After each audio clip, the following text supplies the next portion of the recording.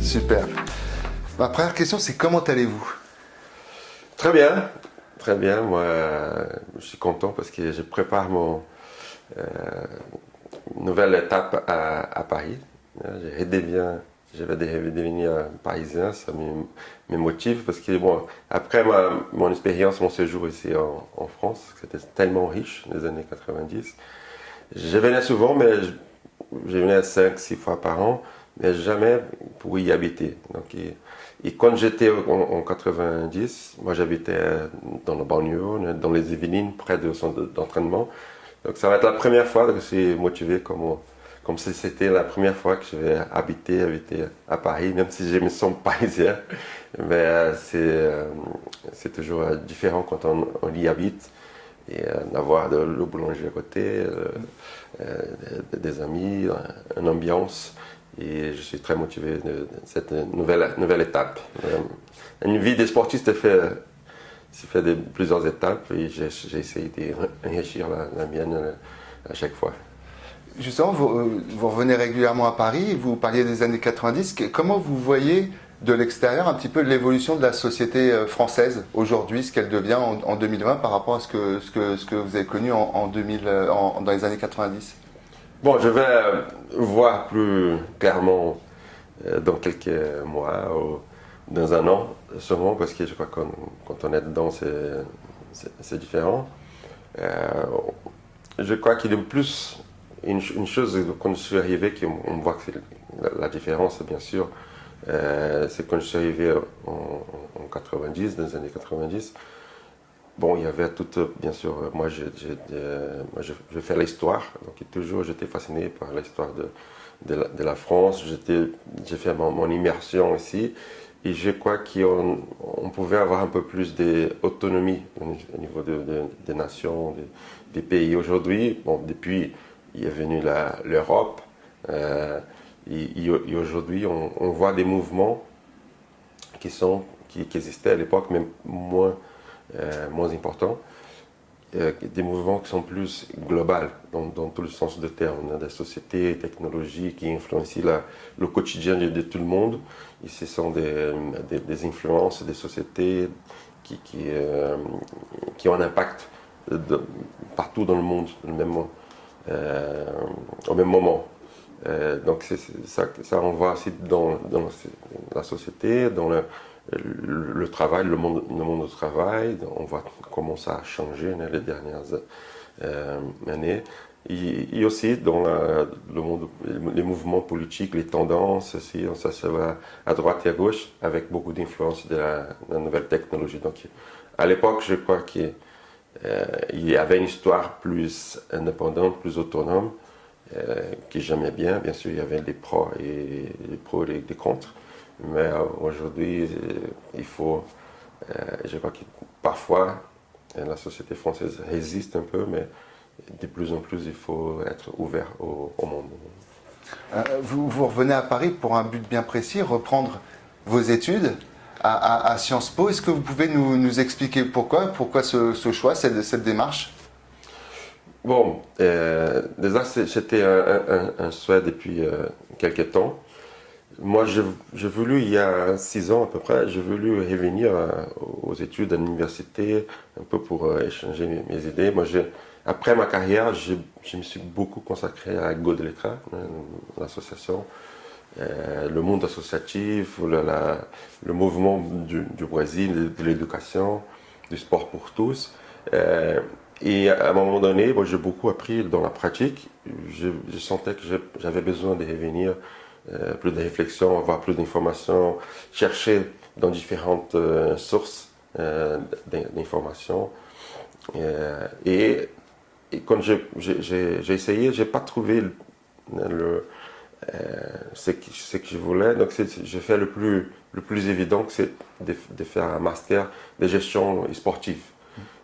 Mon premier souhait c'était une gestion déjà des politiques publiques, des choses liées au sport, mais dans le contexte social, plus social qui est sportif. Mais il y a eu une bonne possibilité. C'est un cours qui la UEFA a organisé, qui étaient des modules un peu partout dans le monde, donc je trouvais qu'ils pouvaient être riches. Donc il y avait des modules aux Pays-Bas, d'autres au Barcelone, à New York. Donc c'était une belle expérience. Le contenu plus lié à la gestion sportive, mais quand même j'ai pu bouger, voir un peu des différentes expériences dans le monde.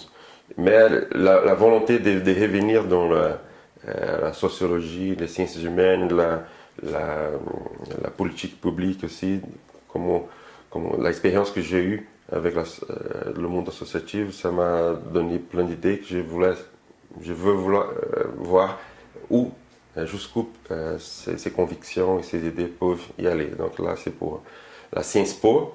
Il y a 3 ans, j'ai essayé, mais j'ai dû travailler comme directeur sportif à São Paulo, je n'ai pas pu venir. Là, je me suis réinscrit et là, ça y est, je vais commencer en janvier. C'est un master de 1 an et demi. Et le nom de master, c'est Executive Management and Politique Publique. Donc, c'est pour construire un projet de politique publique. Moi, je veux essayer de monter un projet qui peut être utilisé dans d'autres pays, mais aussi pour une ville pauvre au Brésil, dans le nord-est du Brésil, une ville de 4-5 000 habitants pour essayer de prouver et voir les résultats d'une politique bien pensée dans le sport, éducation et culture.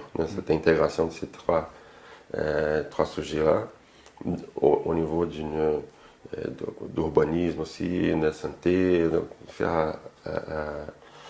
construire pendant ces études-là un projet pratique large qui puisse avoir un impact pour le futur d'une ville. Où ça vous vient cette sensibilité politique? Je parle de vous, mais je parle aussi de votre frère, de votre famille. C'est quelque chose qui était important chez vous. D'où ça vient cette sensibilité politique, cette sensibilité sociale? Bon, ça vient de mon père, bien sûr, mon frère aîné, Socrates, m'a beaucoup influencé aussi. Le rôle qu'il a eu est très important dans la redémocratisation du pays après presque 20 ans de dictature très dure. Ça m'a influencé, mais mon père, je crois que le fait que mon père appelle mes premières 3 frères comme Socrates, Sostène et Sophocle. Donc mon père, il était un peu provocateur intellectuel. Donc quelqu'un qui s'appelle Socrates, il peut pas. Au moins, il va savoir qui c'était les Grecs, et la démocratie. Et donc mon père, il vient d'un milieu très pauvre au Brésil, descendant des esclaves, mélangé avec des Portugais et ma mère espagnole. Donc c'était l'Europe, Afrique et des Indiens du Brésil. C'est le mélange, c'est le typique brésilien, hein, très mélangé, mais qui vient d'origine très pauvre et qui petit à petit a réussi dans sa vie, même d'une façon autodidacte. Mais comme il n'a pas pu étudier, faire des études et aller plus loin dans ses idées, il y a toujours poussé aux enfants à réfléchir sur des sujets comme ça, à la table. Je me rappelle, donc ça revient de mon père avec ma mère, du soutien de ma mère, mais surtout de mon père qui avait, il n'y a pas eu le temps, mais qui avait comme rêve d'être, il disait qu'il voulait non seulement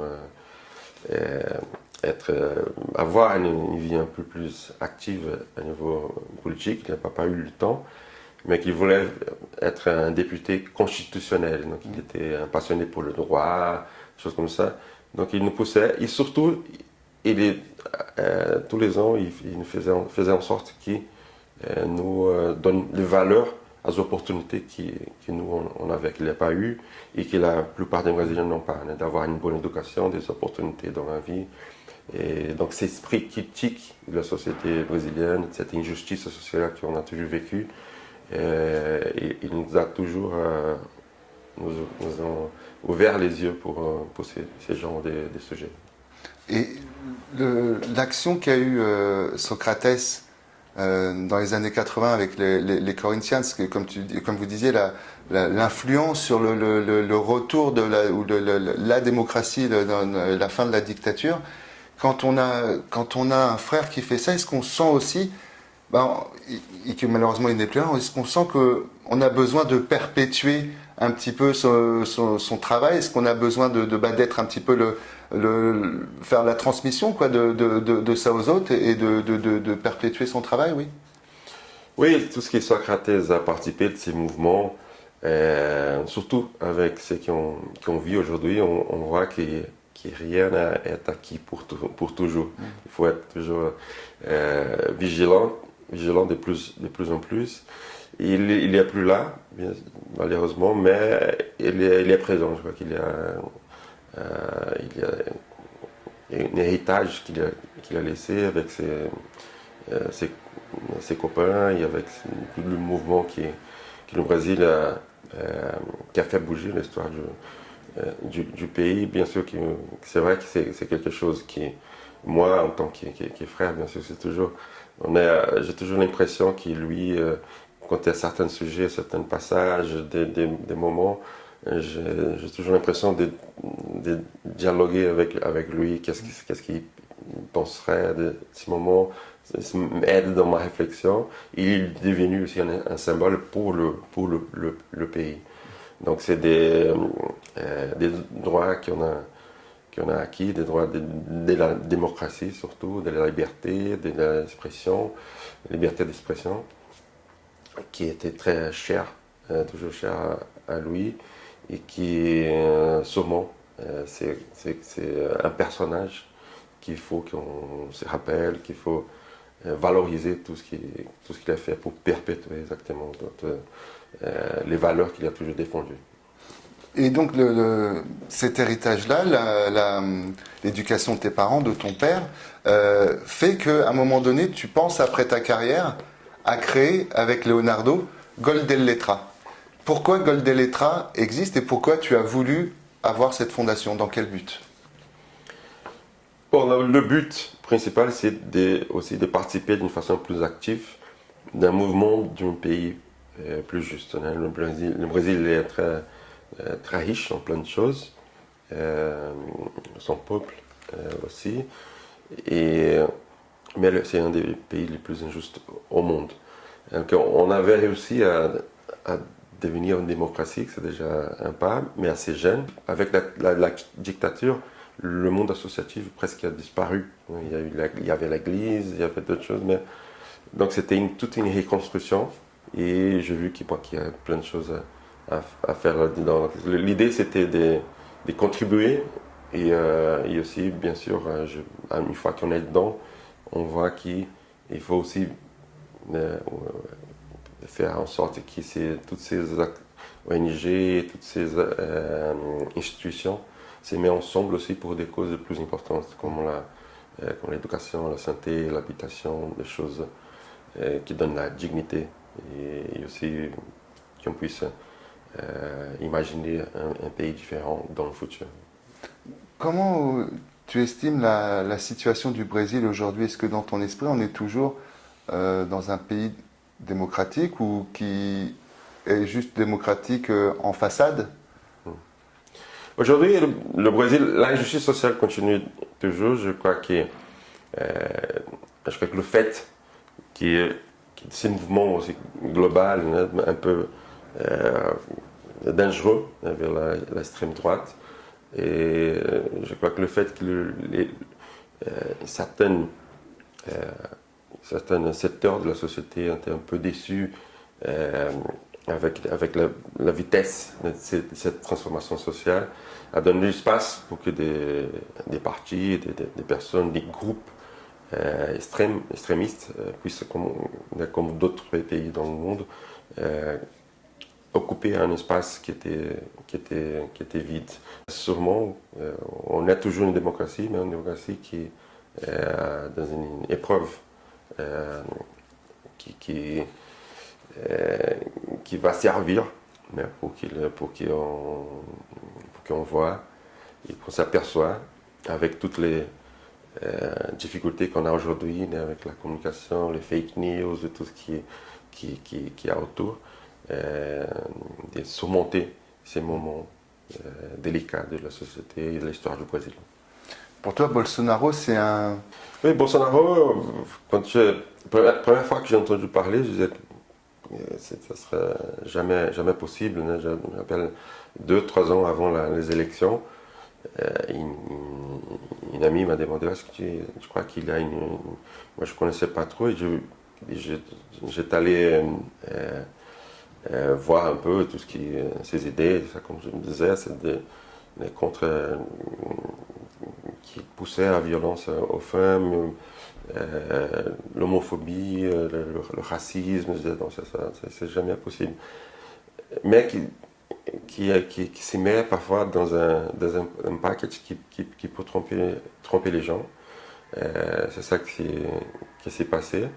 Et je crois que c'est un contexte d'un mouvement qui a trouvé une faille dans le développement de la société. Et au Brésil, peut-être qu'il a trouvé un moment où il y a un terrain plus fertile pour arriver au pouvoir. Donc pour moi, c'est que j'ai du mal à accepter tout ce qui se passe, la façon les idées qui les gens parfois qui utilisent aussi l'Église, la foi du peuple brésilien pour passer ces idées d'une façon un peu cachée.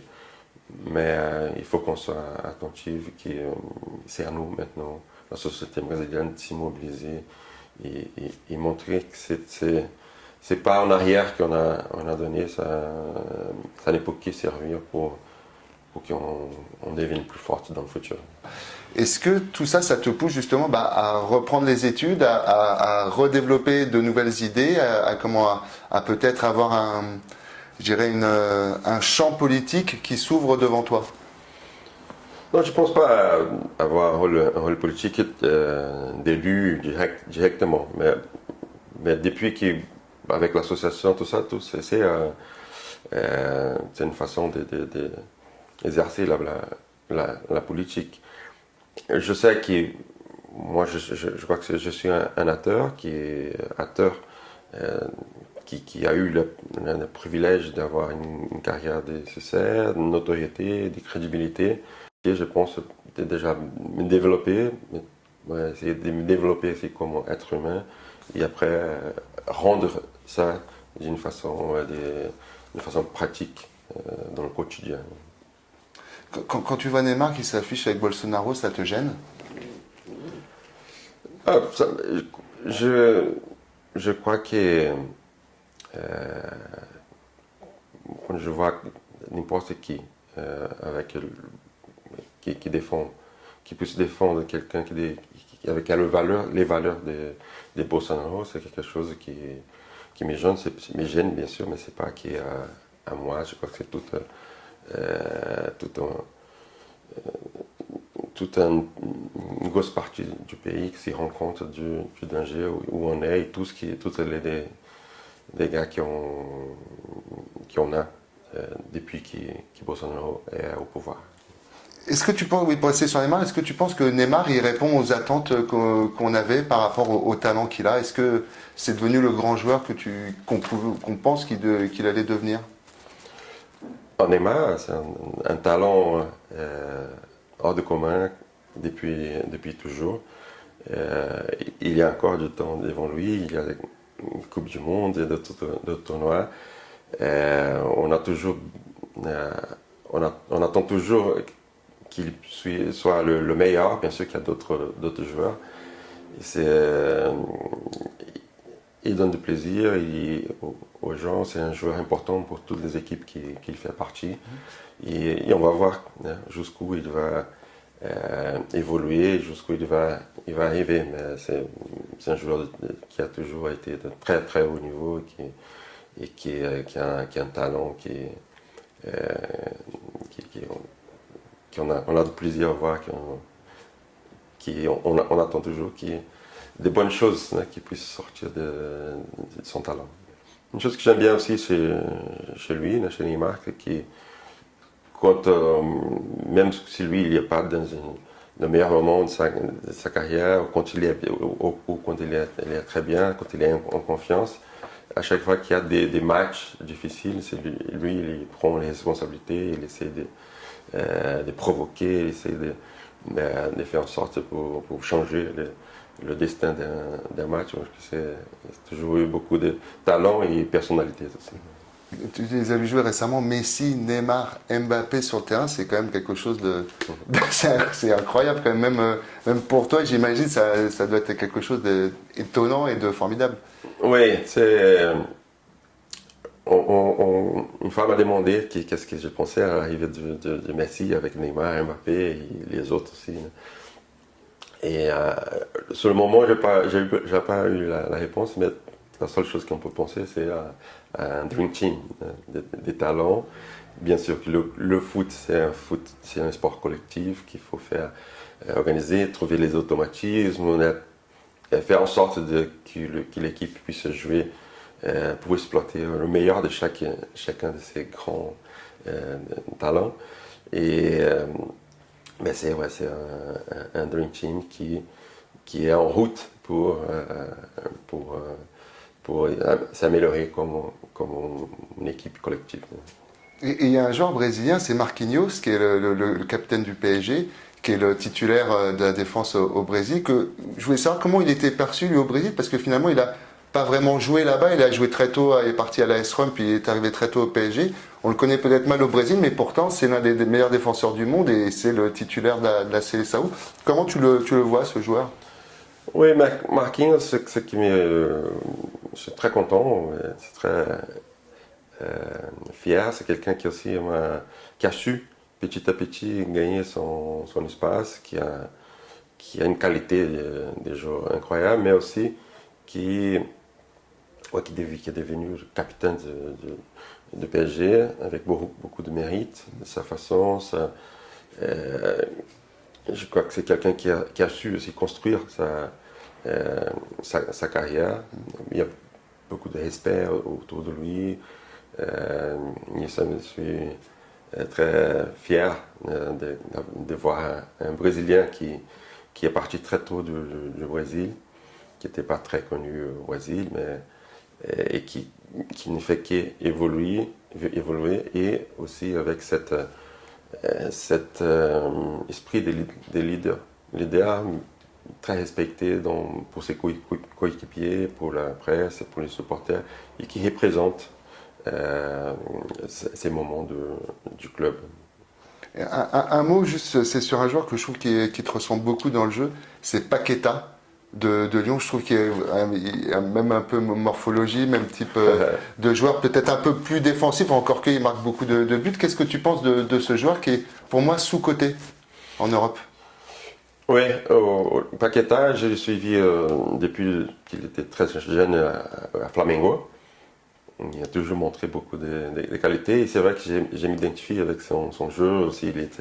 Il est grand, il est intelligent, un beau touche de balle, qui marque beaucoup de buts. Il peut encore être un buteur encore plus important, qui a passé par l'Italie. Je crois qu'il a bien appris. Il arrive dans un bon moment aussi, une grande équipe ici, Lyon. Je crois qu'il peut aller plus loin. On va dans l'équipe nationale, il prend sa place dans une équipe nationale de Brésil difficile à s'imposer. Et c'est vrai que c'est un joueur qui, moi aussi, comme j'étais grand aussi, les gens me demandaient ouais, ben, si tu peux jouer un peu plus derrière, peut-être pour organiser. Et petit à petit, j'ai réussi à devenir un joueur plus complet, hein, qui était buteur, qui était un peu le maestro, mais qui arrivait à surface avec, assez souvent, et qui non seulement organisait le jeu, mais défendait, mais aussi qui était un moteur. Donc petit à petit, moi je suis devenu un joueur plus complet, et c'est ça qui m'a amené à l'équipe nationale du Brésil, être capitaine du Brésil. Et je crois que lui, il peut aller dans le même chemin. Jeune encore, beaucoup de talent, il a déjà montré beaucoup de tout ce qu'il peut faire. Et je suis sûr qu'il va, avec ça aussi, il a une bonne mentalité, qu'il va encore évoluer. Il me reste 3 questions, on a bientôt fini. La dernière question foot, c'est en tant que légende du club, qu'est-ce qu'on peut faire pour retenir Kylian Mbappé pour qu'il re-signe au PSG? Comment on fait? La question. Bon, moi je sais pas, ça c'est une chose. Mbappé, c'est que se passe dans sa tête, c'est une chose il n'a que les gens qui sont à côté de lui, qui sont au quotidien, qui peuvent en dire, et surtout lui. On voit tout ce qu'il a fait, qu'il peut faire pour l'équipe nationale de la France, champion du monde déjà, tout ce qu'il fait aussi, qu'il a déjà fait, qu'il fait à chaque fois qu'il joue pour le PSG. Et moi, la seule chose que je peux dire en tant que supporter de PSG, c'est qu'on est là et on espère qu'il va rester au moins quelques saisons pour nous donner encore plus de joie.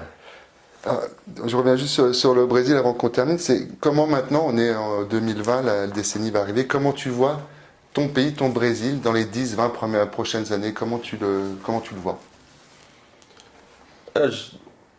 Je crois que moi, je garde toujours un côté optimiste, que le Brésil peut beaucoup évoluer et aussi devenir, pourquoi pas, aussi un modèle d'un monde différent. On a la nature qu'il faut qu'on la préserve.